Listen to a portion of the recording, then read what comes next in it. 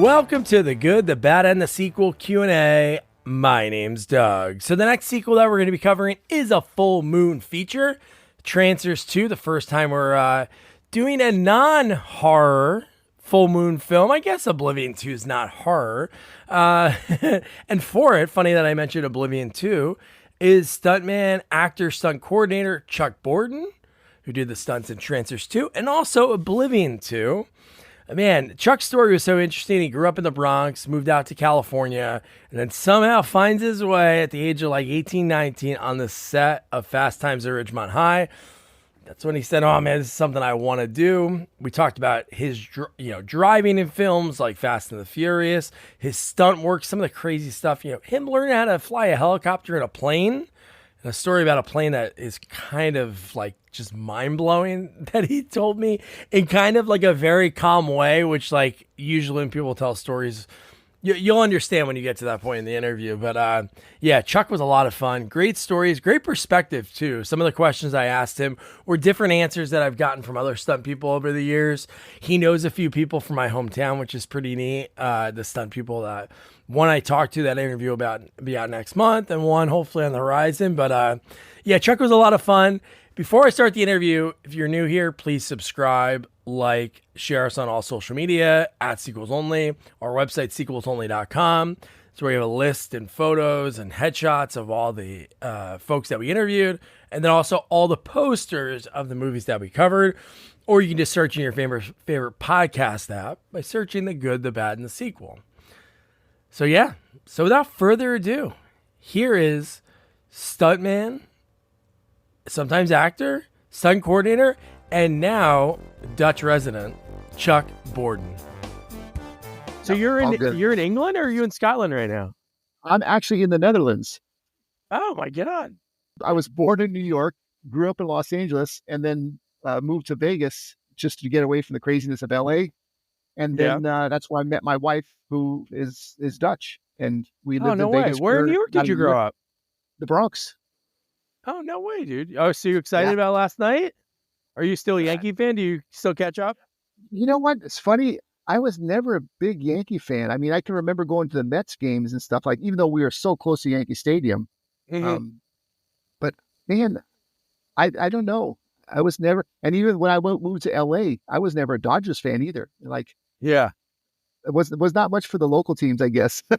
Yeah, but wow. So you grew up in the Bronx, and then at what point was it when you were in the Bronx? Is that where you like went to high school, did all of that, or did you guys go out to California? Yeah, I was still young. I think I was about 7 years old when we moved from New York to LA. So I grew up pretty much in LA. Who moved to LA? Was it because like dad's work, mom's work, or family or something? Yeah, dad met my mom when he was in the military in the Air Force, and my mom was from that area, from New York. Oh, sweet. And so when we were all born in New York, me and my brothers and sisters. We just were there until, like I said, 69, I guess. And then we moved to LA because the work was drying up. My dad did electronics and stuff like that, and he moved to LA for an electronic firm, but also he was doing some stuff for NASA, I guess. Oh, wow. Okay. That's the place to be. My wife's aunt she worked on the James Webb telescope. So like, okay, she's wow. Like, like a serious thing. Her face was on a bus because she was like part of the program that worked on it. But no, it's crazy because you always think of LA and it's like, you think of Hollywood, and it's really like Hollywood's like this tiny thing. And then most of LA, everybody else is like doing normal stuff.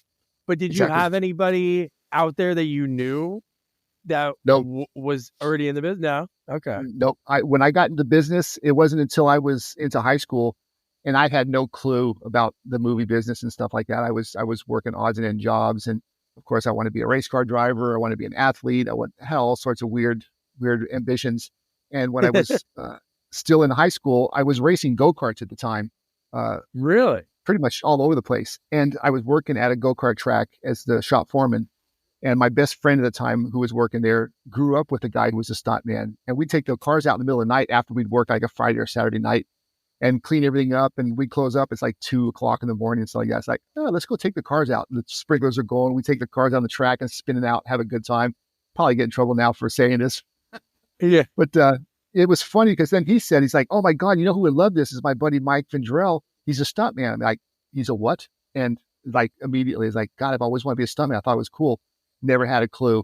And so, of course, he invited Mike over, and we raced around and did some fun stuff. And at the end of the day, at the night stuff, I said, "I've always wanted to be a stuntman. You know what does it take to be a stuntman?" It's like, "Well, let me take you to the movie set, see what you think." And so he took me to my first movie set was Fast Times at Ridgemont High, the football sequence. Wow, what? Yeah. That is like a touchdown movie. I've talked to a few people that took other jobs instead of working on that, like the art Oh, director, this guy David Snyder.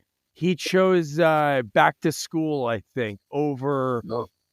this over that. So it was like this weird thing. Like he was like, I still had fun like Rodney and like being on that movie, but like Fast Yeah. Times is like such a It's perfect encompassing 80s, the malls, everything. yep, exactly. So the whole football sequence when they were doing all the football stuff, and I was out there just pulling pads around and just watching and stuff like that. And all at the end of the night, mornings comes up, sun's coming up, we have a wrap, and we go for breakfast and stuff. And so Mike says, it's like, "What do you think?" It's like, "Dude, this is what I do on weekends for fun, and you're getting paid for it. Hell yes, this is what I'm doing." And then he got divorced.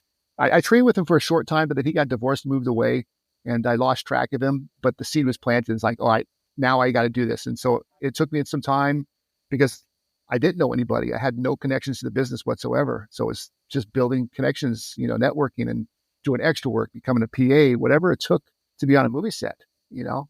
Yeah. And then once I finally got in the union 3.5 years later, I never looked back.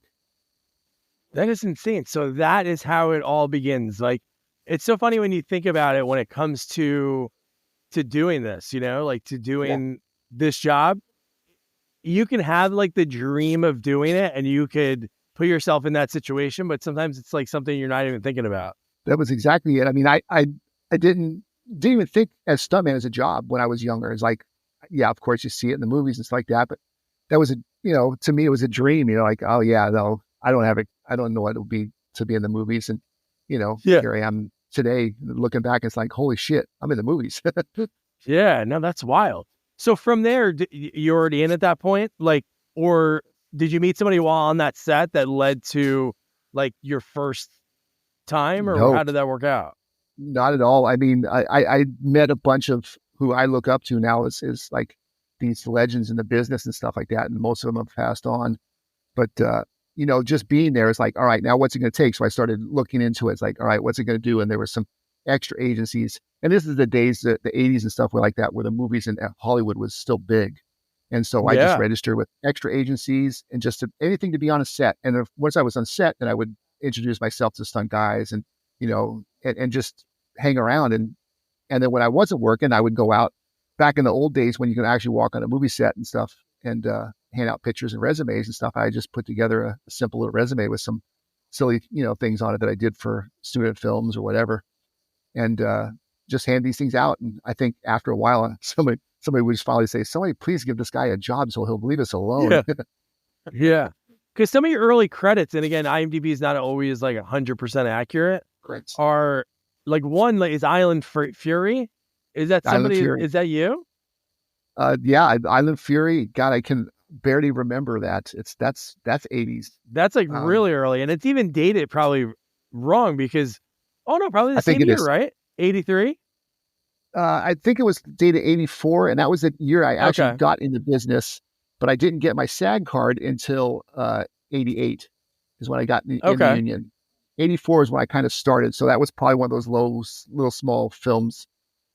Like I said, I barely remember it. I wanted to say it was the guy that I used to work with, Dave Dakota, over at Full Moon for many, many years. I Oh think wow, that's that's the name. might have, Yeah. yeah, might have been where I met him, something strange like that. Yeah, but So yeah, it's cool that were able to take like a passion you had as a kid and use it. 'Cause it seems even like yeah. early on, like in '88, you were a stunt driver on Sunny Spoon. You're able to do like Sunny actual Spoon. stunt driving, which is wild. Yeah. Well, and that was kind of my go-to because I've been racing go-karts and stuff since before I had a driver's license. I Oh, would okay. just go Yeah. out racing go-karts and motorcycles and stuff like that. And I raced even before that, I was racing BMX. So racing was just in my blood, and I was a natural driver. I mean, when I finally got my driver's license at 16, I was in the when they actually used driver's training in school, which they don't do anymore. Because I already knew how to drive. The instructor just kind of the first day he realized that, and he would just put me in cars with people that couldn't drive and say, "Help them." So it was just my go-to. Driving was my go-to. And then even today, I mean, now I'm working on the Fast and Furious stuff as a stunt driver and some different stuff, Hitman's Bodyguard. That's I awesome. get jobs because of my driving abilities. Because it looks cool when you have like the real stunts. Did you work on what was it, Fast 8, the one that shot in Iceland? No, I was supposed to, and I found out about it too late. I was doing something in America. I don't even remember what I was on. And then when I heard about it, I was already back here in the Netherlands. It's like, oh my God, they're shooting in Iceland. So I sent Spirit with my buddy who was doing second unit on it. I said, hey, I'm in the Netherlands and stuff like that. I'm really close to you guys. If you need something, and he wrote me back and he's like, dude, had I known you were there, you were in our last week. I'm like, oh shit. So Yeah, of course I stayed in touch, and I worked on 9 and 10. So it was that's kind of awesome. cool. No, the only reason I mentioned it, we were in Iceland for our honeymoon, Oh and wow. we were at a bar drinking, and we were talking to one of the, I don't know if we knew before, or probably not. I don't know why I would know, like, hey, they're shooting the movie here. But one of the camera guys, this guy, Tommy, Okay. I wouldn't even know his last name because he just called himself his nickname, Tommy the Wave. But he was the guy that Okay. put all the cameras on the cars. Does that ring a Yep. bell, that guy's name? Yep. I don't, because I don't know if he was on 9 or 10. I wasn't on 8, Yeah, so I I don't know if he didn't was get to either, meet but him. he was a really funky guy. Like he was he was Yeah. he was cool. And this was before I started interviewing people. And we were Right. just like, me and my wife were both like picking his brain for like an hour at this random bar in Iceland in Reykjavik. But wow, that's pretty cool. So what would you say? What was the point of your career? Because at this point, I'm sure you're still doing another job, like we're still racing and stuff. Or was this already at this point you're like full time? I'm going to put my head 100% into stunt No, work. no. Even when I was first doing this thing, I was working for a big machine shop factory as a Class A mechanical inspector and making really good money. I mean, I kind of regretted it because at 18 years Yeah. old, I bought my dad out of his portion of the house because my mom and dad got split up. And Oh so my in god. order for him to get a loan, he had to get out from under the thief. So I just assumed his loan. Um, so I'm a homeowner at 18. I'm making great money. I had Jeez. I had my dirt bike. I had my go-kart. I had, 2 cars. I was doing really well. And I did that for 5 years. I went 3 years and then switched to night shift when I was starting to get a little bit more work. And it was kind of affecting my jobs. And I call in sick, because I'm on a movie set. Yeah. And so then I worked another 2 years on nights. And then about when I got my SAG card and was really starting to do a lot more. And then I had to quit, and then I had to go 100%, full on movies. And I can remember because when I did my taxes, I got audited because I went from like a 60, this is, in the mid 80s and stuff. I'm making 60 grand a year as an inspector. And the next year, all of a sudden I filed my taxes and I made 9 grand total the whole year. And they're sending the things, oh, you owe us $13,000 in taxes. I'm like, I didn't even make that. And I Yeah. started shaking my head going, man, did I make a mistake? And then, the next year was a little bit better. And then I got on Star Trek, and then, then it just boomed. It took off. Is that what it is? Like, even, I think for any work, whether it be an actor, obviously you could be in big time movies, but I think series, everybody, that's like a dream because it's like constant. You know, you're going to be there for most of the time longer than a movie set. Yeah, exactly. Even for like Star Trek, because you were on both of them, right? Deep I Space was Nine on, and Voyager. I was on Deep Space, Next Generation. I started on Next Generation, the third season of Next Generation, and then worked through that, did all of the Deep Space Nine and all of the Voyagers. Wow. I was just happened to be a perfect size to be an alien. I was not too big or Yeah. not too small. And that's what they wanted. They want these menacing looking people to be these aliens. And then I was comfortable in the makeup. So, I was on it pretty, I was one of what's considered one of the regulars as a stunt performers. That's So it awesome. was kind of cool. And did you want to act, or was it just like, hey, we need you to be in the scene? Like, when the first time you got a line was that like, whoa, this is like, I just wanted to jump off things or do a burnout. Yeah, exactly. And that's I never inspired to be an actor. That was never my goal. Yeah. And it's funny because I always tell people a story. I doubled Val Kilmer for many, many years. And we were on a movie set in Las Vegas, New Mexico, and he wanted to go into town to get something and he didn't want to go by himself. So he asked me to go with him. Of course, we're dressed alike. We look alike. And we're walking down the street. He gets mobbed by a bunch of these kids and they want his autograph and picture. And Val's like pointing at me. He's like, get a picture of this guy. You know, he's way more famous than I am. He's done a lot more movies. And they look at me and they look back at him and just shoo me off and blew right, and went right back to Val. Like, see, that's the coolness about this. I can go wherever I want. You can't. Yeah. What So, no, what films? What bunch of films did you double him for? with Val, I started on Wonderland. I coordinated Wonder. That's why I met him. And I wasn't going to double him on the show. Because just coordinating and stuff like that. And there was one day where he gets beat up playing John Holmes. He gets beat up by Eddie Nash. And so I was going to bring somebody in. And the wardrobe people that I'd worked with many times were telling me, it's like, you should just double him. You're his size. I'm like, no, I'm not. I don't look anything like Val. And it's like, no, I'm telling you, Chuck, how many times have I dressed you? You're his size. I'm like, that's bullshit. I know some of the people who have doubled him in the past. So she comes out with a suit and says, put this on. And I put it on and it fit me like a glove and says, that's Val's. Like, okay, one day I'll double him. And even on the set, we chatted and stuff like that, but is more professional. It wasn't anything beyond that. And as soon as I showed up on the set dressed as him, then he just lit up. And it's like, then we were buddies and stuff from that point on. And, I got along with him really well. I did that. I did a couple of small films, Columbus Day, what was the one, Conspiracy in New Mexico. And then of course we did Kiss Kiss Bang Bang.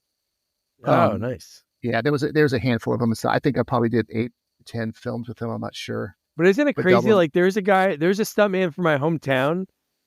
His name's Mark Riccardi. I know. Mark well.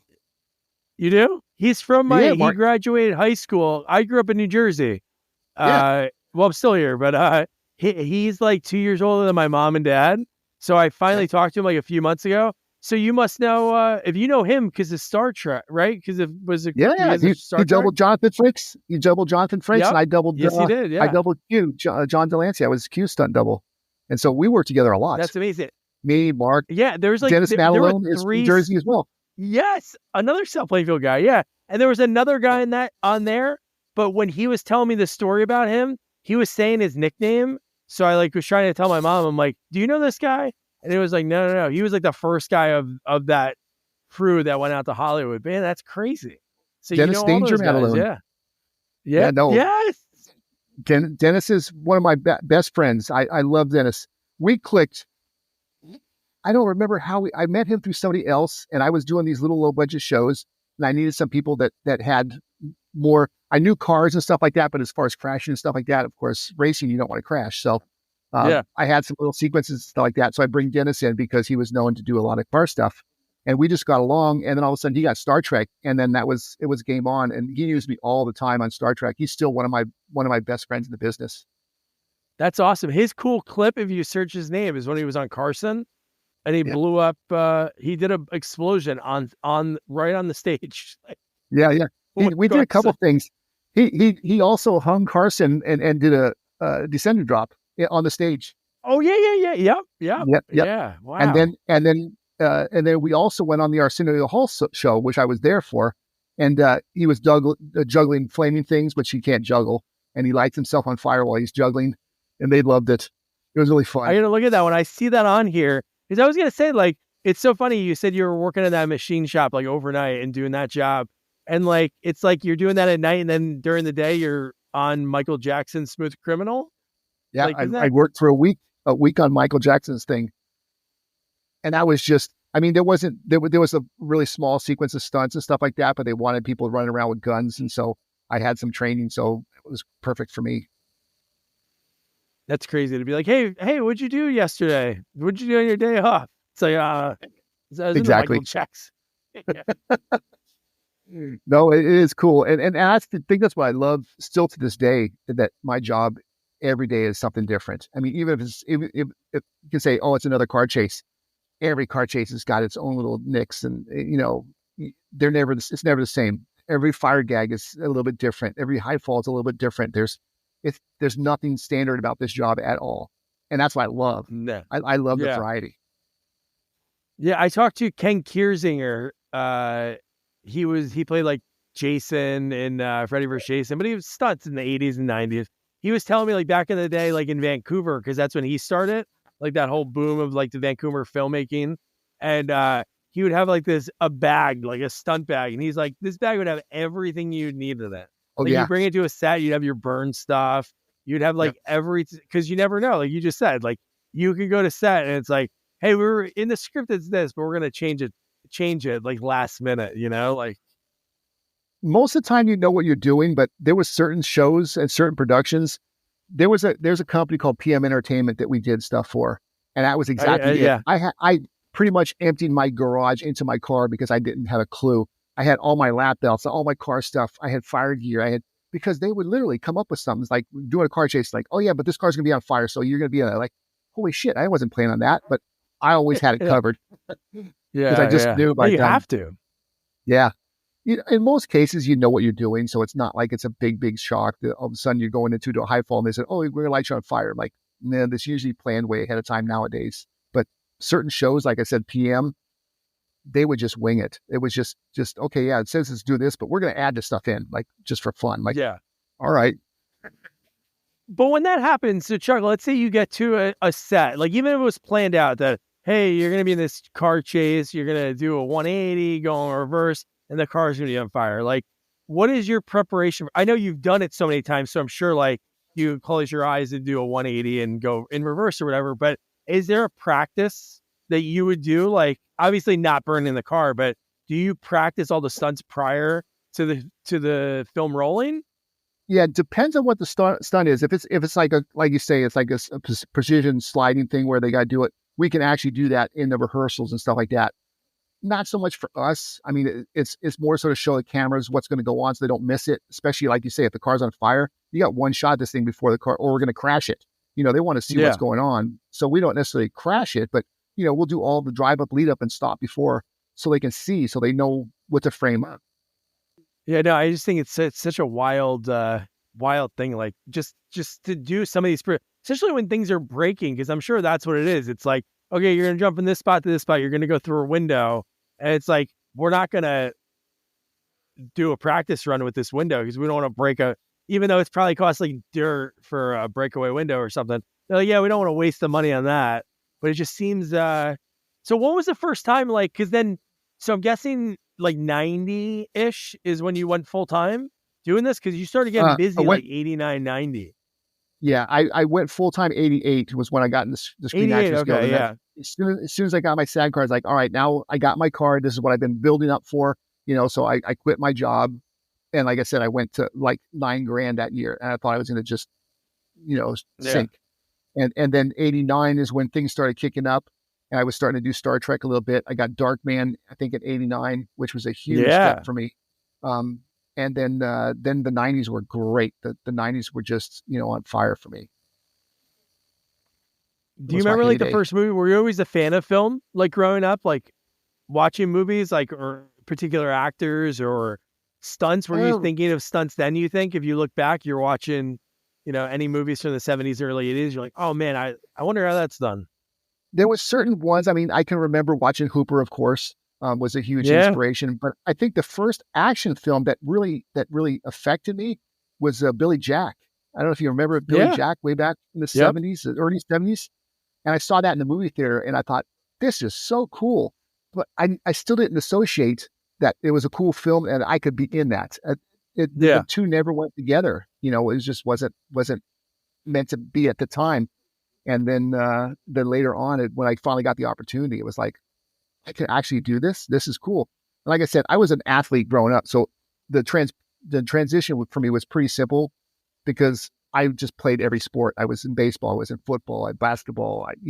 I can't think of a sport that I didn't compete in at some portion. I played hockey. I've just done so much different stuff. And so it just worked, and a lot of that came into play later on when I had to do it. When you finally get in the movies and you finally get a chance to, sell yourself and show that you can do this stuff. There's no real formal training, even though I did go to a stunt school way back in the day. That still doesn't set you up for what real life in the movies are. what it's like. Yeah, and I think you said something that I not a lot of kids do that nowadays. Like with No, sports, it's like, and I think that's what's leading to injuries, because there's some parents that I don't know why they think like their 8, 9-year-old is going to go pro. Like they think of that early, and they're like, all right, we're going to do baseball all year round, but they don't think of like my buddy's like a trainer, and he was telling me like how many different muscles you use in different sports, so it like builds you up. right, So right, like you said, like you were able to just be like, all right, I can do this because you have that core of all the different muscles you're working on. So you could jump into stunts and be like, oh, I can do all these different things, because just from not even thinking about like the working out portion of it, you already have those right. muscles all built up from it. Exactly. It's yeah, and the muscle memory is insane and stuff like that. And even if, you know, even if I didn't do something in a certain amount of time, I'd done it so much in the past that it was no big deal. Like the BMX and stuff Yeah. like that, and the motocross helped me a lot. I did gymnastics as a kid. That was a huge help. And when I first started getting into stunts, I started learning judo, which surprisingly Nice. helped me with the falls, because that's the first thing you teach you is how to fall. Hmm. The whole slapping the mat and stuff like that, just to, get the energy into off of one point and through your whole body. It's a little bit less on your body. That helped me a ton. So it just little things that you don't think of that contributed back to it, and they don't, like you say, they don't do that a lot these days. If you're Yeah. playing a sport, you're focused on one sport. And I wasn't. I literally, as soon as baseball season ended, I went to football season, or I went to basketball season. And even when I went to high school, I was a Pony League All-Star pitcher in baseball as a kid. And when I got to high school, I was like, you know what? I'm bored with baseball. I'm gonna play water polo. And they're like, the baseball coach was so pissed off at me. He's like, "What are you That's doing? great. You got potential for scholarships and this and that." It's like, that doesn't interest me. I need a new challenge. So I was That's swimming, good. diving, and water polo, Yeah. and I played 4 years of that in high school, and I loved it. Isn't that great? My dad chose like girls and ride his GTO and like like marijuana, but he was a catcher, and when he was like 11 or 12, he was playing the like pony, because he was like a little Right, bit bigger, even though he like was the same size after that. Like he never grew after that. He was like 5'10", like real young. But right. yeah, it's so funny. Like the coach, come on, man, you got to. My dad was a great bowler. Yeah, I don't want to do that. It was like, Oh, that's come good. on, dude. Like, My yeah, my dad was a bowler too. My dad yeah, was in the PBA. really? Oh, that's Yeah, he was awesome. professional. I got to bowl with him many years later, because I did get into bowling partially because of him, but it was something when I moved to Lancaster in California. I just picked it up because it was something to do. And Yeah. I got to bowl with him in a pro-am. There was a pro-am in Vegas, and he got invited to the senior pro-am. And so I signed up for it, and I got to bowl with him. That's kind of fun. Oh, that's special. That's awesome. Yeah. Yeah. That's really cool. It's always cool to see like the next generation of like see my dad, like when I did a bowling league with him when I was like 19, 20.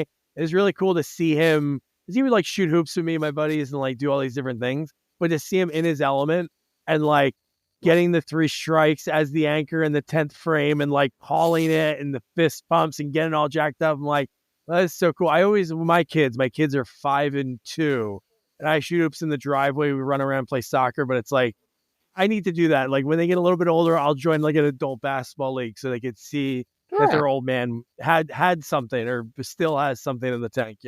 Want to shop Walmart Black Friday deals first? Walmart Plus members get early access to our hottest deals. Join now and get 50% off a 1-year annual membership. Shop Black Friday deals first with Walmart Plus. See terms at walmartplus.com. Exactly. I think I missed out a little bit because I got 2 girls now, twin girls, and Okay. they're not into the sports at all. My one who's now Twins. going to twin girls, Uh, 19, and one of them was really heavy into horses. We had horses here for a while. Actually, we still have the horses, but she's going now to law school, so no more horses. But she was competing, and that was the one thing I didn't compete in. I rode, but I didn't compete in it. And she was wow. hardcore. I mean, she was like in 2019, I think she was regional champion in this area. So she Oh was my God. looking really forward to could have been a promising future, that she just one day she's like, I'm going to focus on school. I'm going to go to school. I'm going to do this, and no more horses, and literally quit cold turkey. I'm like, holy crap. Yeah. So, but now she's kicking ass in school. So Yeah. Hey, whatever works. That's cool. So how long were they born and raised there, or were they born in the They were. States?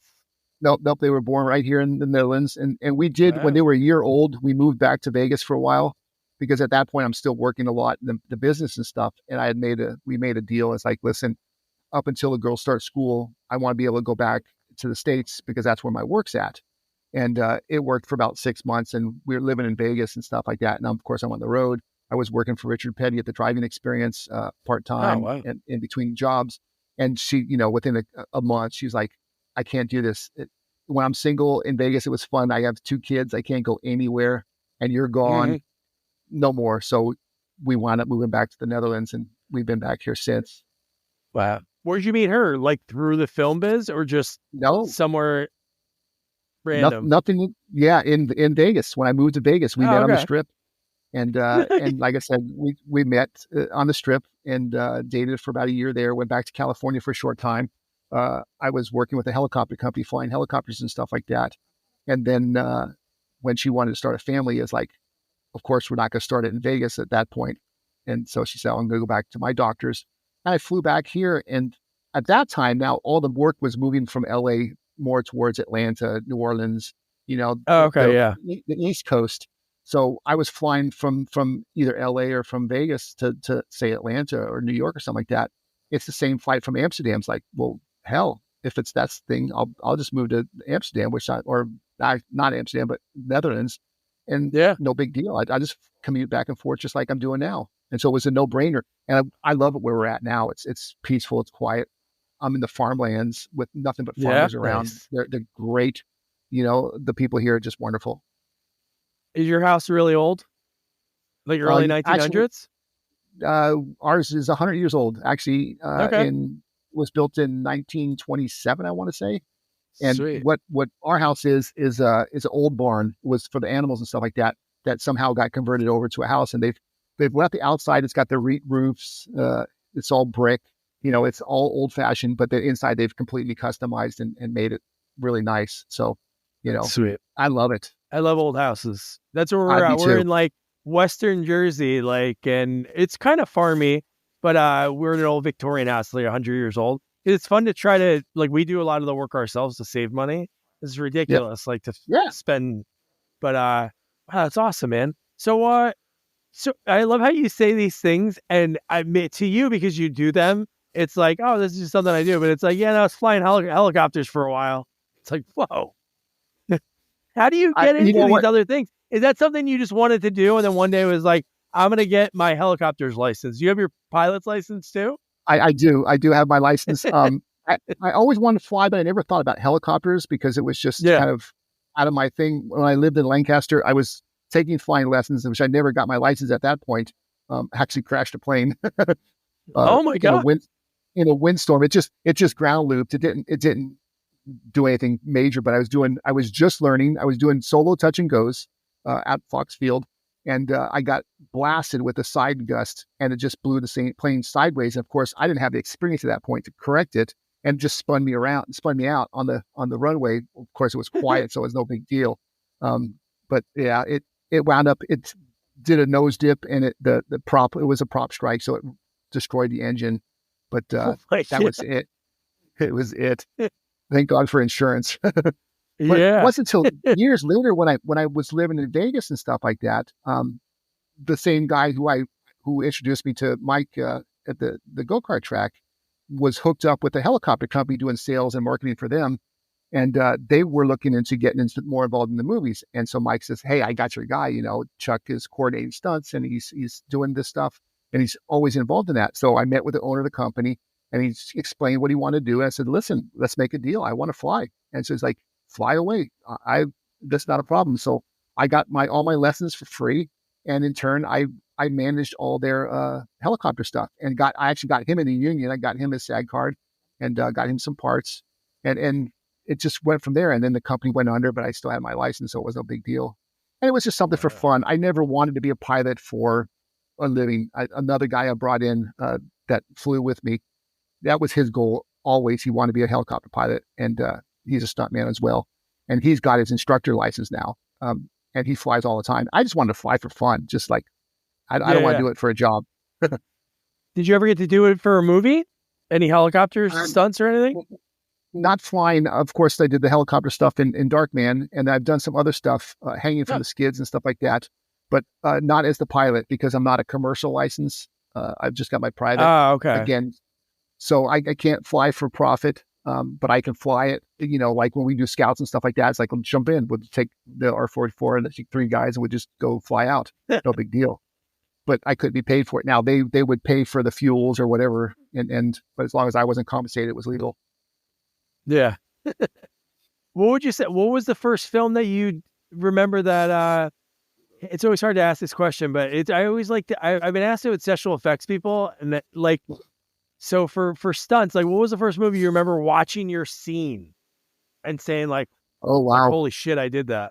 Like, something hairy or not something like simple, but do you remember like watching yourself on the big screen or renting the movie and seeing it? I mean, I've seen some stuff, but not very often. Most of the time, especially back in the day, I was always so busy that whenever it was, you're on the next movie, yeah. I've moved on and stuff like that. I do remember, and this is before I got in the union, my first film I was on was a kid's show called Hot Sunday, and it was just a silly little thing. And one of the electricians on the show was a friend of mine, and they were looking for people to be pirates on this thing. And so he called me up and I wound up walking the plank. I had to fall off the plank into the water. I think that was my first actual stunt. And I did get to see that on TV when it came out. I think that was probably the first time I saw myself on film was Hot Sunday, playing a pirate. Oh man. So you mentioned like PM Entertainment before. Did they do like Circuitry Man?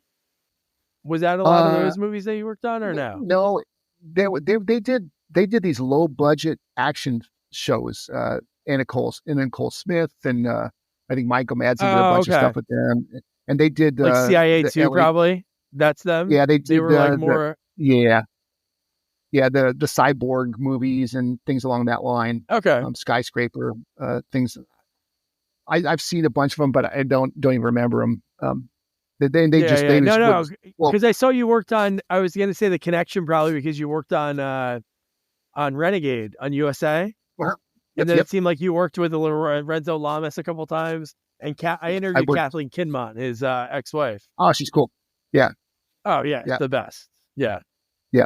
No, but they shot Renegade down in San Diego. Awesome. Yeah. Oh, really? Yeah. Okay. Yeah. They would just bring the guys down from LA and stuff like that. I don't even remember how I got on that show.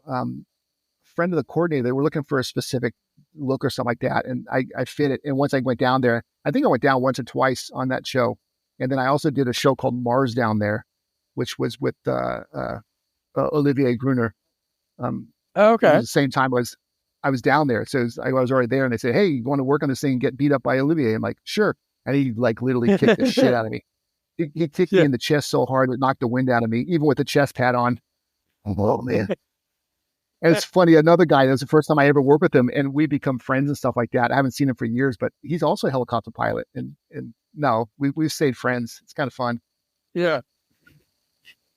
Oh my God, man. Yeah, you just have so many it's cool. Like, I think when it comes to being stunt, not like an actor can't be in so many different things, but sometimes you can't just be like in an action movie one week, a comedy the next week, a drama the week after. It's like very rare for actors to be able to do that. But when it comes to like stunts, and behind the scenes, you have more of an opportunity to do that. It's even cool looking on here. Like you worked on Tenacious D, the HBO show. And then like not too long after, it's like the Seawolf, Executive Target. So like all within these movies, all within like a year, you're working on such different things. Yeah. And literally in that time, the town was so busy with stuff. We would work all day on one thing and I would literally go and film all night at something else. And we do that for 2-3 days in a row, like around the clock. Yeah. I'd be sleeping in my room when I got a chance, but man, you just burn out. It was good to be young, but there was so much work that you couldn't say no. And it's like, I mean, you could, but you never knew when it was going to end. So you just keep going, going. And that's true. You never know when it's going to tap out. Yeah. When I was doing Darkman, I was coordinating another show, no, it wasn't Circuitry Man. It was another one like that, another one of those robotic movies and stuff like that. I was coordinating that during the day and then working on Darkman at night and then on the weekends. So, yeah. And there's weeks I'd work on in 1 week, I'd work on 4 or 5 different shows just in 1 It week. looks like it. Like you were Yeah, busy. it Like was when it was you weren't nuts. joking when it was like, hey, I gotta take this leave. And I know that first year, like you get audited because I'm an accountant too. So like you get audited because it's so the income's so low. But like then it was so busy in one movie because I talked to somebody on it, the director Sam Irving for Oblivion 2. Oh yeah. Like that's a Yeah. cool movie because Sam's kind of silly. Like so he wanted to cast people he loved. So that's why he got Mhm. like Catwoman and he gets like George Takei and he gets all these different people in the movie. So what kind of stunts it says technical advisor stunts for that one? Yeah, God, I can't kind of remember back to that one because I can remember doing it, but I can't remember. I think it was more the technical end of it, more with some of the weapons and stuff like that. They just needed somebody that understood it, you know, That was more a than cool just ranch. a prop. That's still there. That set is I still believe so. there. I believe so. Yeah, the Yeah. Sable Ranch, isn't it? Yes, Sam went to visit it when he went out to when they where was it? It's in Romania, right? No, it was in the Hollywood Hills. I thought Oh, that's okay. No. Oh no, yeah, you're right. You're right. Yeah, yeah, it's in Hollywood Hills. No, the other they one did is in go. Romania. Yeah, they did go there for some of the other stuff. I did work in Romania on a thing called Windfall with Casper Van Diem, and we were there Oh, like okay. 7 weeks. That was another. It's funny because you say we got all these different stories and stuff like that. I got so many stories from Romania that was just nuts. That show was crazy, Yeah. but it was a great experience, and I was really worried about doing it because it was the first time I did a film overseas, and I was worried about like, what if we get hurt, and what if it did this, and it worked. Why not being a wonderful experience? So.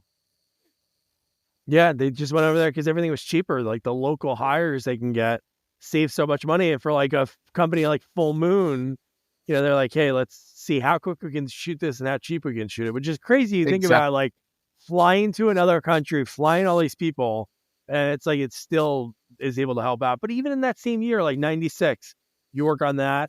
Then it has like you worked on Eraser and Independence Eraser. Yep. Day. Yep.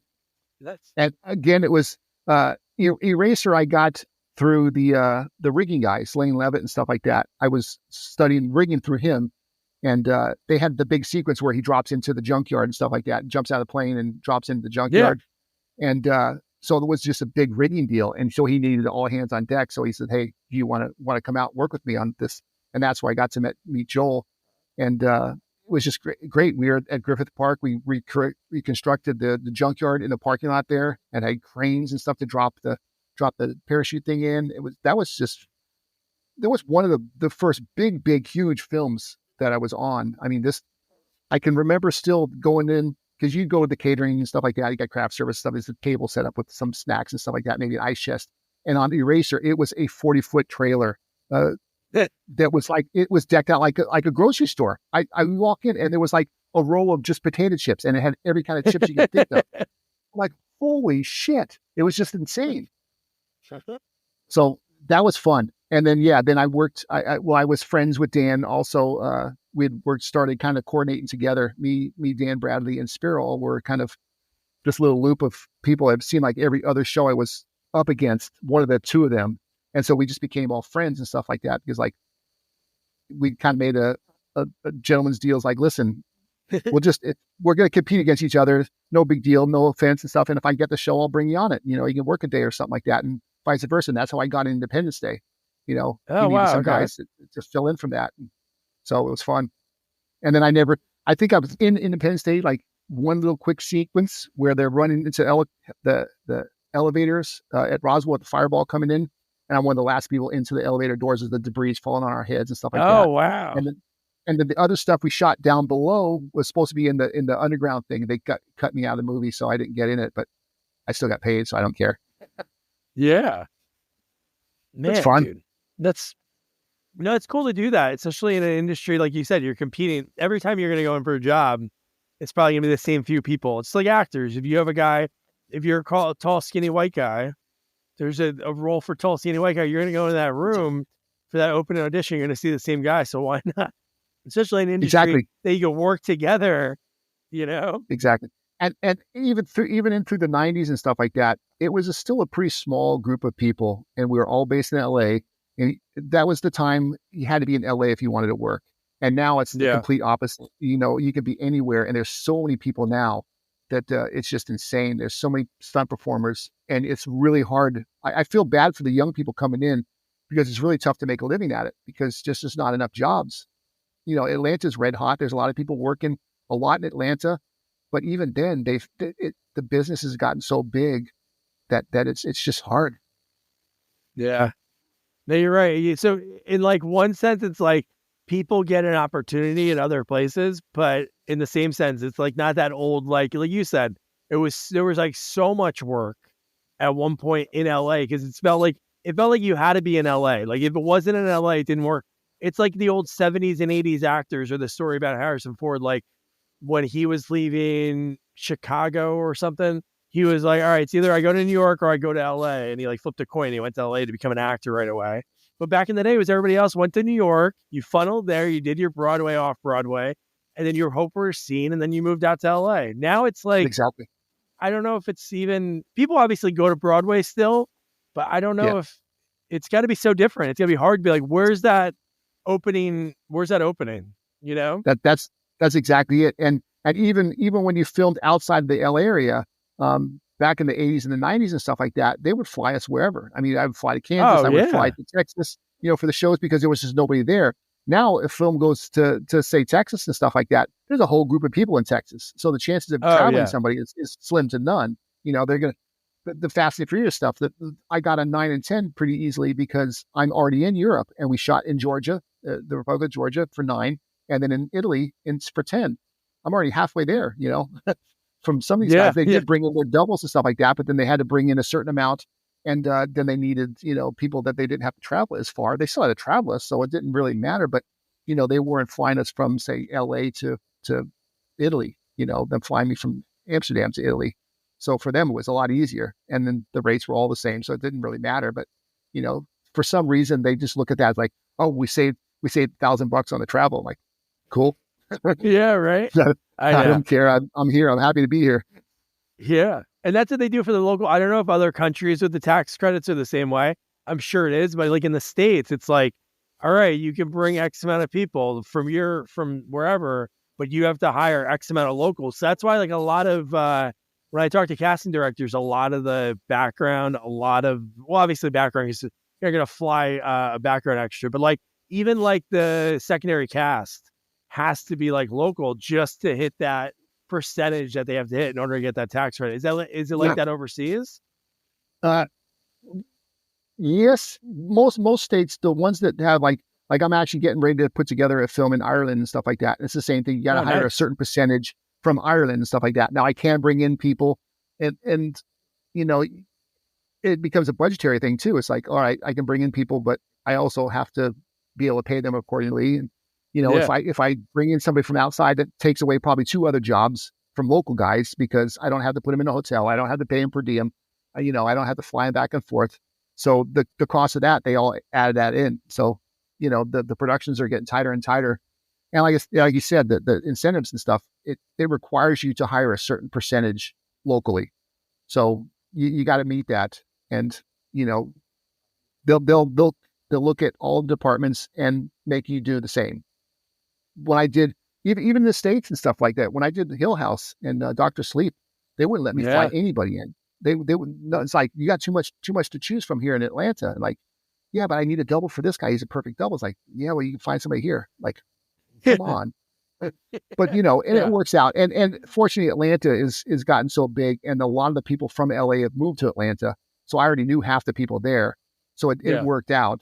And if I didn't know somebody, like on Dr. Sleep, I had to hire for both my main doubles and stuff like that was people I've never worked with before. But I went off of recommendations. Like they said, oh, so-and-so worked for, Casey, I think worked for Jennifer Badger. And I go way back. So I call her up and say, hey, what do you think? It's like, oh, she's wonderful, blah, blah, blah. She'll do a great job for you. And sure enough, I mean, she was hats off, it did a great job. That worked in my favor, but it's tough. Oh yeah, no, it's funny. Like now, like from doing this job, I'm sure if you go back and watch 80s movies, I'm sure people aren't as bad. Maybe like in situations like you mentioned that somebody's like, all right, we just need whoever. But like if you watch the old 80s movies, sometimes people have like different hair in like in the stunt double scene. It's like so ridiculous. Like in Friday the 13th, like the one girl in the part 4 when she gets thrown out of the window, it's like a man with hairy legs. Like they couldn't even have the stunt guy like shave his legs. But it's gotta be it's something that you probably catch. But I was just looking at like your recent stuff, and it seems what's really cool, and it answered my question I was going to ask is, are you doing stuff in the Netherlands? And I see it on your IMDb, so that's cool that you're able to like work locally. Yeah, I have a production company here, so I can work through my production company, which is great. There's not as much action here as there is what I'm used to, but there's still stuff here. And because I have the experience I do, it helps a lot because it makes the production companies here much more at ease. They bring in and they make a big deal. It's like, oh my God, he was in this and this and this. I'm like, guys, it's just a job. I'm here to do a job, but for them, it's impressive. I'm like, okay, cool. I mean, it got me here. I'm happy to do that. Now let's focus on the task at hand, and it always turns out great. But yeah, it's fun. And shooting here is a lot different than shooting in the States because I always compare it to shooting here, even on a medium budget show, is like shooting a student film because they don't have the money. They can't put the money in because they'll never return it. Even if it goes to box office, okay, you shoot a Dutch film in Dutch, if you get 100% share, it's 16 million people. That's like LA, like half of LA. So it's really tough for them to return their money. So they got to keep their crew down. They got to keep the stuff down. And of course, then they say, oh, stunts are expensive. It's like, I can get around that. Tell me what you want to do and we'll see what we can make happen, and there's stuff we can cheat. There's stuff we can do, I know all the tricks and things, but they're afraid of it. It's like, no, we can't afford that. We can't afford that. I'm like, all right, I get it. Yeah. You should do but like do you ever teach out there, or is there like a stunt school in the Netherlands at all? Not really. And there's just, and I've been approached a couple of times. I've taught some people one-on-one. I had a company called Stunt Camp that we did for like 7 years, and it was more just an event center for kids mostly to come out and be a stuntman for the day. And we teach them how to do fights. We do high falls into my airbag, and we did a bunch of stuff. But it was never meant to teach people. I just don't want to do that in an environment where there's just not enough work to sustain that. Because you're setting them up for a job that just for me to get a paycheck. It's I got some morals and stuff. Like I can't do that. And somebody comes up and is like, listen, come on over. We'll do some stuff. We'll work on something. I'll show you how to throw a punch or whatever like that. But and I don't charge people for that because I don't feel it's fair. It's like, okay, now I'm going to build you up. Yeah, I'm going to build you up so you can not succeed. Because there's just no work. So it's a tough position. Yeah. There's not that many of those in the States, right? In the 80s, when you were starting, there was only a few of those type of schools. I feel like there was one in Vancouver, maybe one in LA, but it wasn't anything. It was almost like film school. There was only a few, exactly. But now there's like, I don't even know if there's some in like, Pig's Knuckle, Arkansas. I don't know if there's a stunt school there, but it's crazy how like film school is like that now. You can go to film school in a lot of states, but I don't know about stunt schools. I don't know if that's something that you could just be like, hey, you know what? I want to check this out. I live in PA. I don't know if there's like official stunt schools anymore like it used to be because they just don't run like that. But a lot of guys, especially guys that have done a couple stunts here and there and they're not making any money, and they'll throw a seminar together. It's like, all right, we're going to do a fight seminar. We're going to teach you how to do fights. And I always caution people, like, okay, depends on what they're going to charge you. You may learn some stuff, but in general, you're learning from somebody that really may and may not know what they're talking about. And there's a couple guys. I mean, I've seen recently, especially in Atlanta, they've done a couple of fight seminars with some class guys, and everybody's like, oh, what do you think? It's like, no, I mean, these guys are top. They'll definitely take care of you. But then there's all of a sudden another guy's like, oh yeah, so-and-so's doing a fire burn clinic. It's like, what's his name? And they tell me his name, like, never heard of him, and I know everybody. Yeah. And that's sketchy when you don't know a guy that's doing a burn, because that's like a serious thing to put on your resume, Exactly. And he's probably done one or two stunts here and there, and now he's trying to subsidize that by doing the stuff. And it's like, all right, hats off to you, but you're going to get somebody hurt, It's not cool. And that's the part of it I can't do. I can't get involved in that end of it. I just, like I said, I got a certain morals and stuff like that. I don't feel comfortable taking people's money, you know, for something like that. Production, it's a different Yeah. point, a different story when I'm working on production, because I'm performing something and they're making money off of me. So it's win-win. Yeah. No, definitely. Chuck, what would you say, like, if you could have like I'm sure that you could probably think of like 5 or 10 or even probably more than that. But what are some of like, what would you say, like, is a stunt that you could think back to that looks really good or went really well? Well, I'm sure obviously most of them go well because you're here talking. But I'm saying, like, what is one that you can remember was like, holy shit, like that looks good, or something that was like maybe complex at the time? I think I always fall back on this one is Darkman. When we did the helicopter sequence in Darkman, for a number of reasons, because everybody's done car stuff, everybody's done fire stuff, everybody's done high falls, and they're still done to this day for the most part. That helicopter sequence was kind of a very unique and different thing, and it won't be duplicated because now with the computer stuff and everything else, it's just too expensive for them to go back and do that. And the insurance regulations, stuff like that. I mean, we literally flew for 4 weeks through downtown LA with me hanging on the cable 40 feet underneath the helicopter, swinging through the town, stuff like that. That will happen again. And so for me, that's like, that's just, the golden apple for me, because that's so unique that there's a handful of people that can say they've done something like that. And I'm really fortunate to be one of them. So I'm happy about that. Is that the first time you ever tried that? I would say, would you say a lot of the stunts that you've done, I know there's some of the same like concept, like roll away or jump off of this, or like falling off the building, but like something like that, how do you prepare for that? 40 feet testing, hanging from it. It's just testing and stuff like that. And it's testing. I'll use something completely different. We did a catapult here in the Netherlands. When they wanted to launch a guy, myself, over the big circus tents.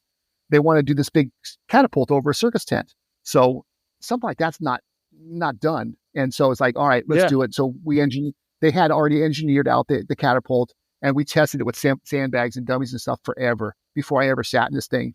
And then we did it, and we did a test, and this arm is like 18 meters long. So I'm coming out of the top of this thing at the peak height when it releases me 60 feet in the air. It's just like, and just flying through the air. And the test we did was into water because I didn't know what to expect. And so we built this thing right on the edge of the water, and it went great, but it was such a hard hit because I didn't anticipate hitting that hard. I was hopefully going in like a diver. And when it threw me out, I couldn't get corrected. I went in sideways and just balled up, and it just rang my bell, and they had to pull me out of the water. And, and then we never wound up doing it because once we did the test, okay, we were happy. We tore it all down. We moved it to the facility where it's going to go. And they had like 2 weeks to set it up, and they tested it. And as soon as they started pumping up the volume on this thing, it never worked right. So we never got to do it for the public. So the only one we did was the test that I went into the water on. And it was just, and they're still talking about, it's like, we want to do it again. And it's like, well, let's engineer it, and we, see if we can do it. But it was just so complex. It became a nightmare. Is that typically something you do, like with using dummies or sandbags for testing depends things? On what or it is. Is that like, yeah, depending on what it is and stuff like that. And some situation like that, you can, for certain sequences and stuff, you just can't. But you can step it up. It's like, all right, we're gonna go small here. Maybe you got to get launched across a ravine or something like that, off an ARM or something like that. And so we'll start small, and we'll build it up, and we'll build it up, and until we get to a certain point, and then it's like, all right, let's just go. We got as close as we can without physically doing it all the way. So now let's go. But there's a lot of rehearsal, a lot of preparation that goes into it, a lot of engineering sometimes on how the machinery is going to work in certain situations and stuff like that. So it's always different.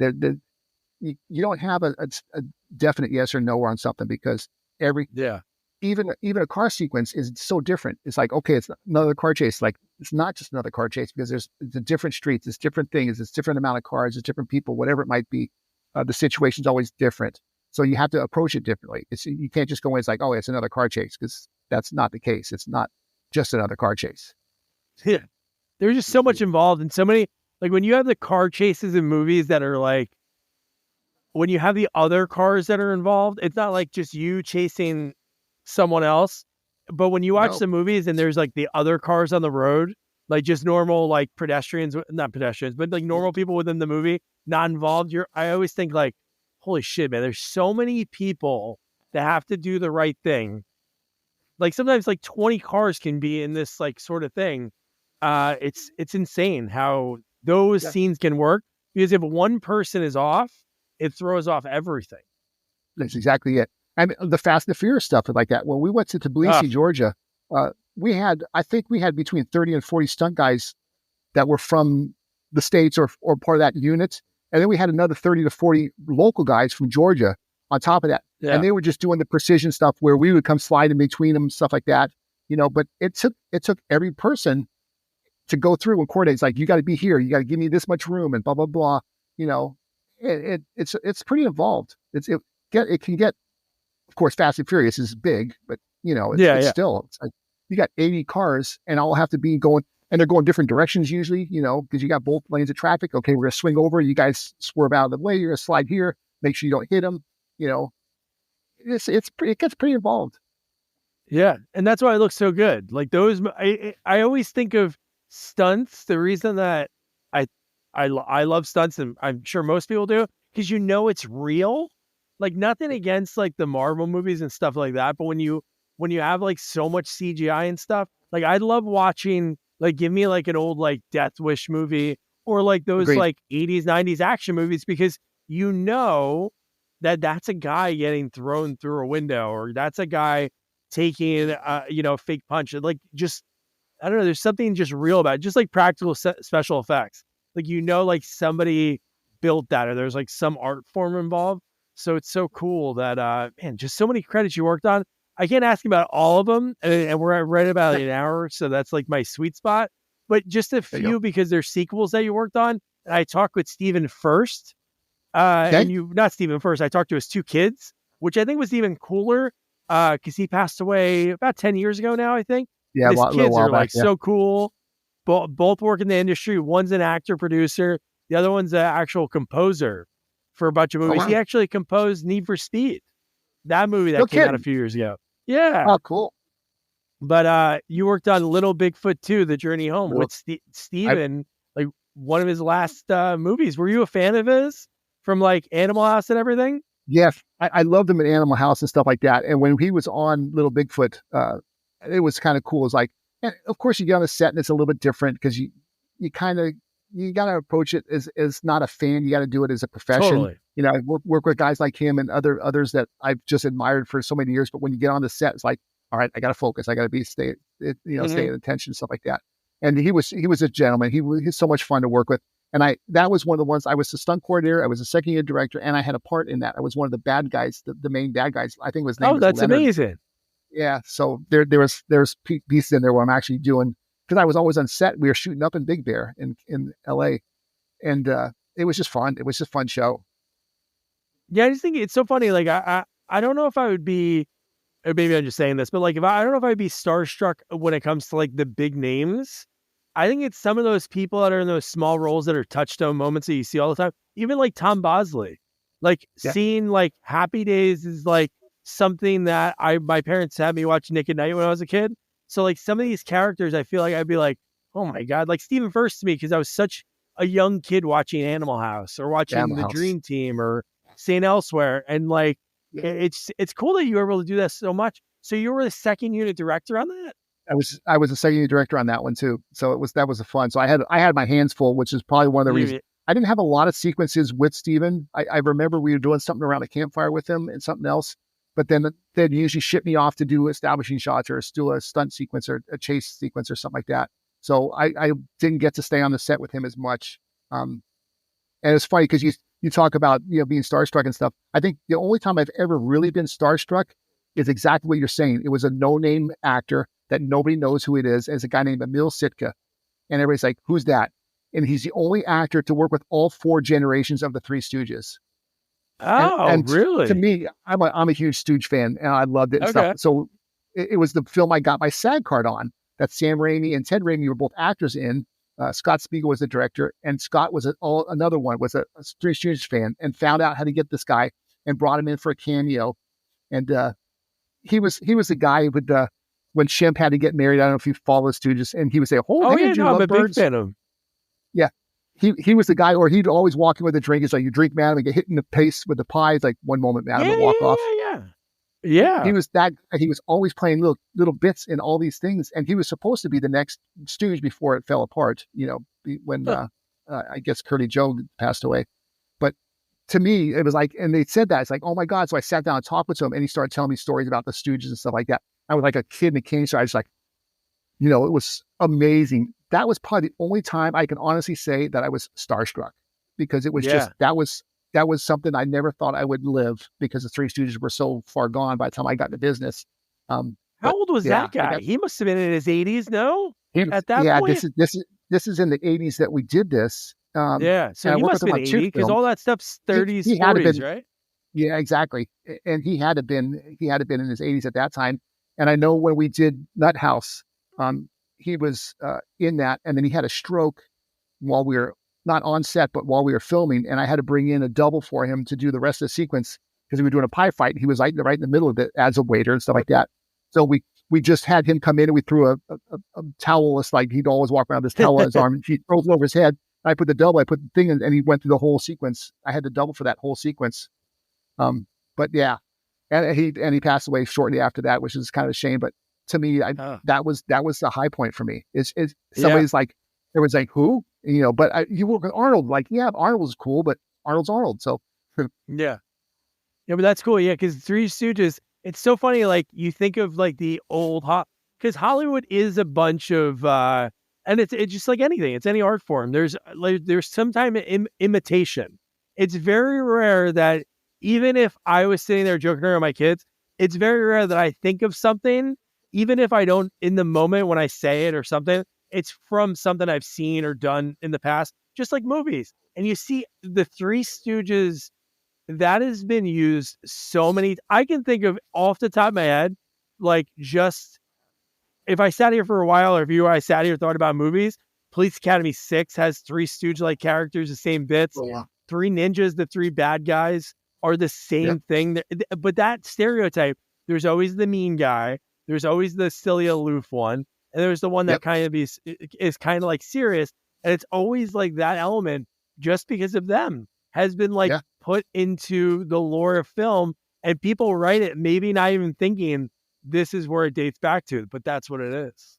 Yep. And most people these days don't put two and two together like that. It's like, to me, because I've been doing it so long, and even back when I started, it was different, where you knew your history about films, and today people don't. Unless went to film school and you're a director or producer, stuff like that, they don't really know a lot of the history of it.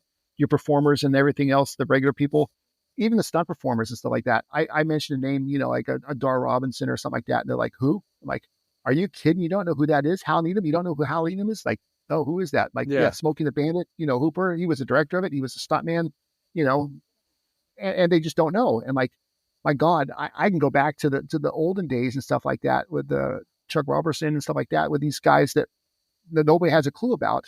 And it's like, they were the pioneers of this. I know my history. So, it's important to me. It's not to anybody else.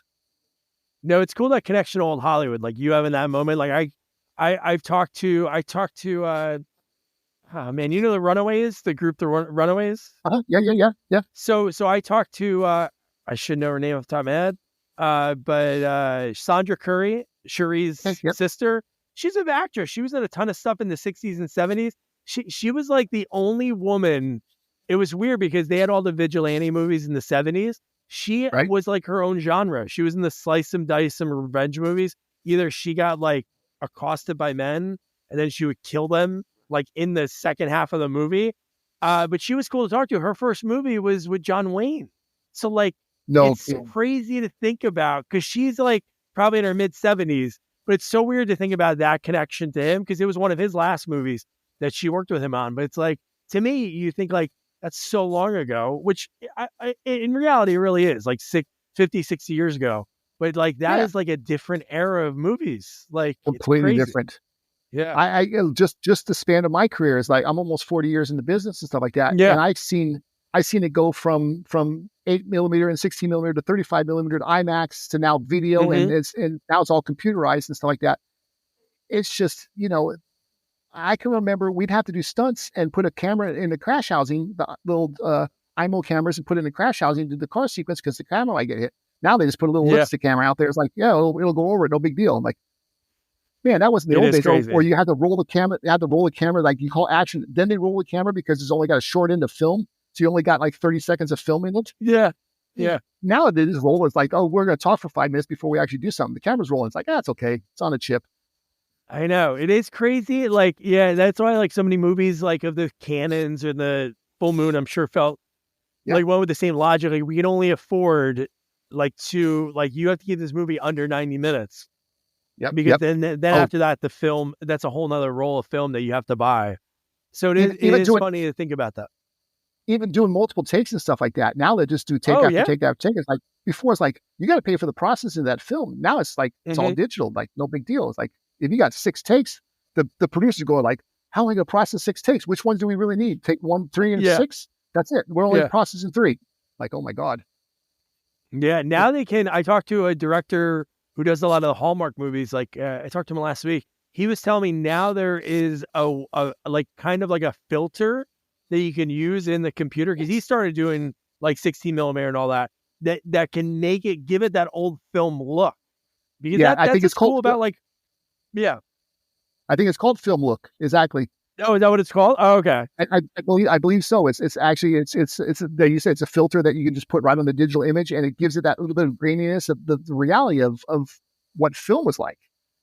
Yeah, and most people, I love that. Even watching a VHS tape, you get this weird look. Like I just went to a drive-in and I saw like the original, like was it 16mm or of like Friday the 13th, like those, or 35 probably. It was like all the old ones, and it was cool seeing the graininess and like seeing like hearing the sound and everything. It's like such a cool experience of that's cool. Like you said, like the span of your career, you had that opportunity to talk to, because it's cool because you'll talk to somebody that maybe it's more rare than it is, like you said, people caring about the history of film. Like if you sit down with somebody that you find out likes Three Stooges, like a kid, and telling them that story, like that's pretty cool that you were able to have that experience with him. Yeah. And the same thing, because I never thought I would run into that. And since I've actually got to work with a handful of people that were involved with Three Stooges, including Mo Howard's stunt double, who Wally Rhodes, I got to work with him. He actually, that film that we did the Nut House on, I met him through that because he was a friend of Dennis Madalone's, and he comes up to me and stuff and says, well, why didn't you use me on that? I'm come from the Three Stooges. Like, I didn't know that. He's like, yeah, it was Mo's stunt double. Like, say what? I had no idea. And of course, then I had to use him. I was like, I got to put you in here, Wally, somewhere. I got to find a spot for you. But yeah, I gotta get in touch with Dennis. I gotta get Dennis on here. Maybe I'll message him on Facebook. That's definitely. I'm actually going to Vegas in 2 weeks, and I'm going to rent a car and drive down there. I want to see Dennis and a couple of the guys down there that I haven't seen in a long time. I stay in touch with Dennis. I was in his wedding. He's just a wonderful guy. Dennis is just, like I said, he's one of those people that even outside the business, he would have been my friend. He's just a great guy. No, he's cool. His kids are really cool. His daughter was like a couple years older than me. Someone's, I think, a year younger. So yeah, no, that's cool, man. Yeah, mention. I'll send you my full last name because I never put it in the signature because people can never say it.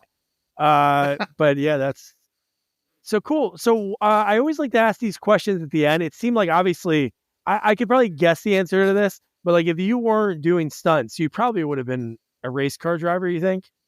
Because it seems like you were in there. Well, obviously you were in a career at that time. Like you had a good paying job. Like you said, you took on the mortgage, at the age of 18, but were you still full-time racing at 18, 19? I don't think I was ever full-time racing because even when I did, I was going to school. So I was racing kind of part-time, but it started taking over a little bit later on when I was in high school and stuff like that. And we would take off for, like, we'd have a Christmas break and we would literally drive from LA to Daytona with the carts to race at Daytona for the week and then get back before I go back to school. So, racing on the Daytona track? racing go-karts on the Daytona Speedway. That's really awesome. That was crazy. And I've since got to drive the big track in a NASCAR because I worked for Richard Petty for years. And they flew me around because they had a handful of instructors that they can use. And so there was only 6 full-time tracks and we had 30 some odd tracks. So we didn't have enough people. So all of a sudden they say, we need somebody to go for a week or two to Daytona. I'm like, sure, why not? That was just fun just to be able to say I did that. The only tracks I didn't get to do, it would have been nice. I didn't get to do Indy because it would just, even though I heard it's not a very fun track, it's very rough. But just to say I got to drive Indy would be cool. And then the smaller tracks, the Bristols and stuff like that. Those are the ones I really, because those are driver tracks. The big bank tracks, they're fun. California Speedway was fun, but it's just flat out. It's not a lot to it, just knowing how to set up the turns. Yeah. Wow. That's awesome, man. And how about this? So how about in your career, like early on, did you ever have the wherewithal to like keep any mementos or anything? I did for a while. I had pictures. I had at one point when I was doing a lot of car crashes and stuff, like I used to take a piece off every car that, whether the hood ornament or the mirror or something like that. And it just got so much. I had a huge box of this stuff. It was weighed a ton and I finally had to get rid of everything. And so I don't have anything anymore. And even pictures, I can't find half the pictures I have from way back in the day. And I kind of miss that, but it's kind of also fun now. I can go back and rent the movies and stuff like that and pull clips off. Like, oh my God, I remember that. I remember doing that. Yeah. But, now we have. It's so hard, but I've never heard that before. That's a neat keepsake. The cars that was crash. That's neat. We were doing so much of it. It was just like whatever. We just take a piece of something small, just like a handle from the car or something like that. And hood ornaments were the best ones because they would come off pretty easily and stuff like that. But they'd all be scratched up and stuff like that. And you just put them in. But then I had so many of them. It's like, I didn't even remember. It's like, I didn't remember what I did with this one, where this came from. It was just another piece of metal. And it's like, all right, time to get rid of it. And kind of wish I had it. But I don't. Yeah. I know you're good. I do have it. Yeah. No, it's good to have that stuff. But then what are you going to do with it? Or how are you going to get to the Netherlands? Exactly. That's expensive shipping. Exactly. I do have a piece from Hill House, the Haunted Hill House. When we tore down the sets, we were just taking some souvenirs. I do still have that on my shelf downstairs. It's just a piece of the house that they made. And it's like, it's kind of cool. And I'll probably throw that away at some point. But it's like now it sits there. I don't think I've shown it to anybody in years, but that's cool. When did you how about for like your twins? When did they know like what dad did, or did you show them like do you remember like what you showed them that you worked on? Like, hey, that's dad right there. And it's like I don't think they were never really interested, and thankfully they didn't follow my footsteps because they really have no interest in the film industry at all. Yeah. I've invited them to sets and stuff. I come out, blah, blah, blah. They did come out when we were filming Dr. Sleep. I had them come out for a week because I was gone for so long. For a week, they came out to Atlanta. And the director, Mike Flanagan, actually put them in the movie. So they did it all up and stuff. Yeah, just as extras and stuff like that. I don't even think they got seen, but they brought them into makeup chairs and did them all up. And they had chairs on the set, and like they come on and they're sitting on the film, the monitors and stuff like that with the producers and everybody else. They're like, I'm the department head. I don't even get this kind of treatment. And they're like, yeah, well, you're not important, Dad. They're like, yeah, I guess not. But yeah, he seems like a great guy. That's a guy I root for him so much because I feel like he just seems like a guy that gets it. And I really hope he gets an opportunity like with any old franchise that he wants to work on, because he seems like he really just nails it. Like Haunted Hill House, and then what was the other one that he had right after that? He got some of them. Dr. Sleep was right after that. Oh yeah, that's what it was. We went 8 months on Haunted Hill House. I came home for like a month and then went right back to start prepping for Dr. Sleep. I actually turned down another show because I knew I was going back, so I turned it down. And unfortunately, then Dr. Sleep was the last one he did in the States. And then he went to Canada, and the immigration laws kind of limited me on what I can and can't do there. So I wasn't invited, unfortunately. But I've done probably, 6 or 8 films with Mike and Hush and Oculus and a bunch of them. Mike's a wonderful guy. The guy is so talented because he came from an editing background. The guy's amazing. When we were doing Gerald's Game, he took a book that everybody said could not be adapted to make a film, and did it. And not only did it, but made it great. I mean, Carla Gugino is awesome in it. They almost did a theatrical release on it just so she'd be eligible for an Oscar because she deserved it. She was so good, you know. Yeah, Mike is so talented. The guy's he's a one-man crew. He just knows exactly what he needs, what he wants.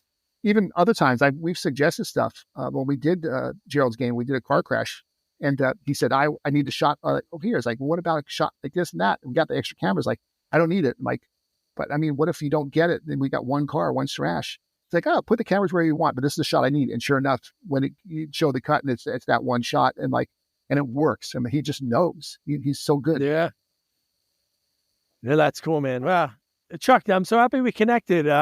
When this comes out, I'll make sure I'll send you the link. And that's really cool. Thanks for sharing your story. And is there any particular types of movies that you'd want to?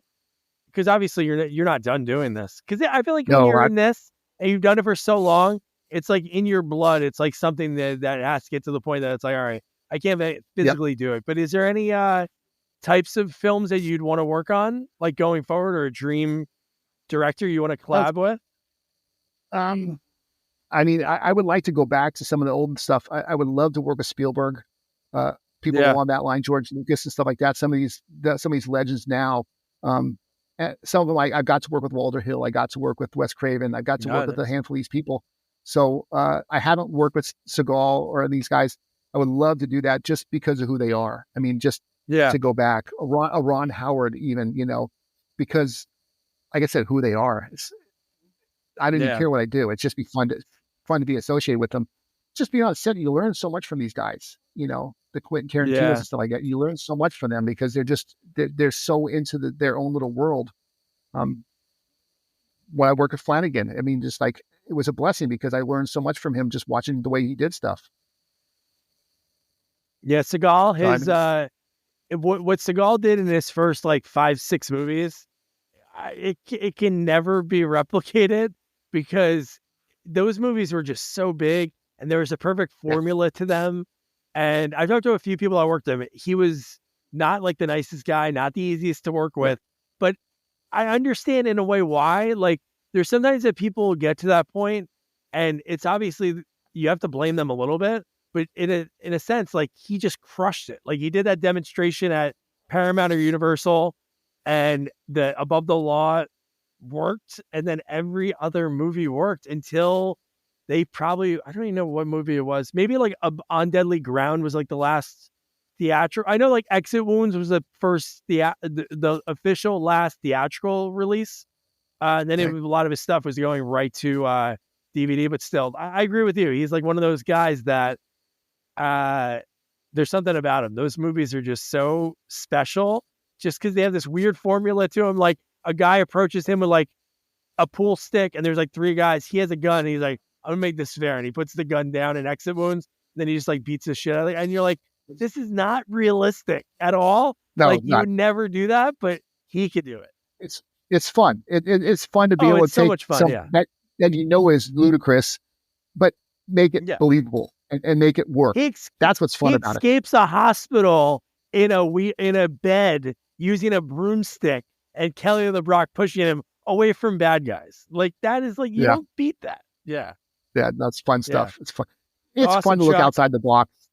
Oh, hell yeah, dude. Yeah, those movies, because a lot of times when I want to watch a movie, I kind of want to escape. I don't want it to be too much of a real thing. I want to watch a movie all right, I know this guy can't do a backflip off of this, but why not?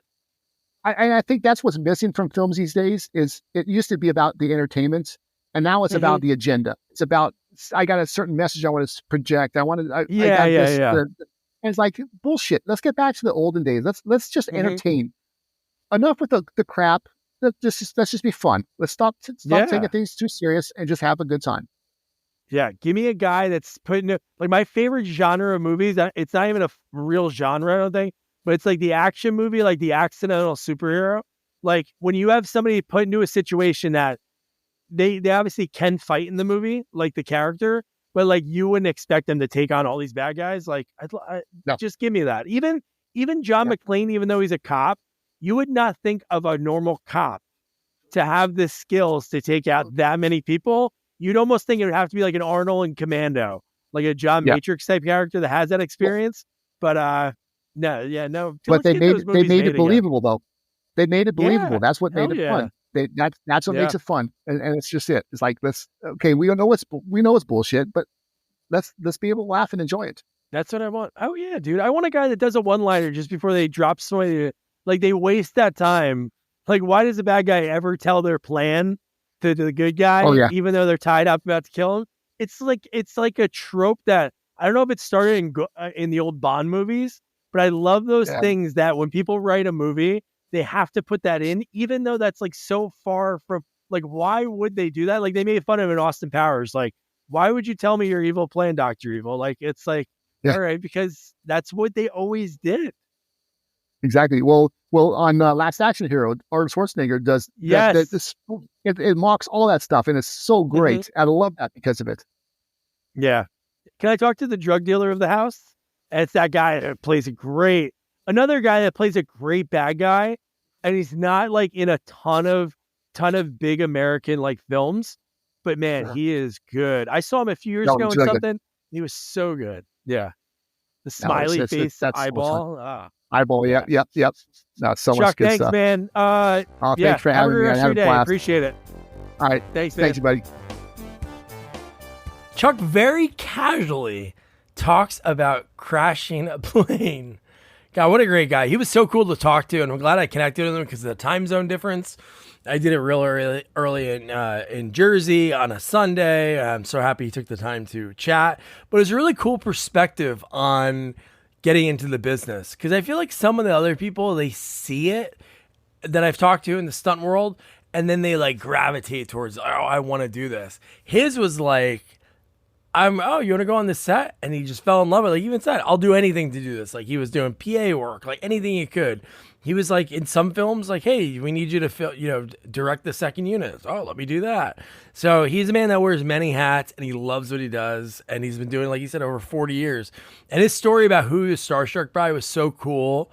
That it was somebody, not the main character from something. It was just somebody that he remembers from all the Three Stooges movies. And that meant a lot to him. So that's really neat, because like he doubled Val Kilmer, all these people, not starstruck, but that guy that he grew up. I think sometimes actors like that transport you back to a place that you're at, and it's like, wow, you feel like a kid again. So maybe that's what happened for Chuck. But Chuck, if you listen, thank you for taking the time. Love chatting with you. Now, your homework, Trancers II, as you know, of most full moon films, it's everywhere. I think it's on Freevee, Tubi, wherever. Just search in Google. It'll give you where you can find it. But excited to talk about this one. Tagline super confusing. Jamie's never seen it, so should be a lot of fun. So don't forget to review, rate, share our podcast. Follow us on all social media at Sequels Only. And don't forget to check out our website, sequelsonly.com. Good night. Good night.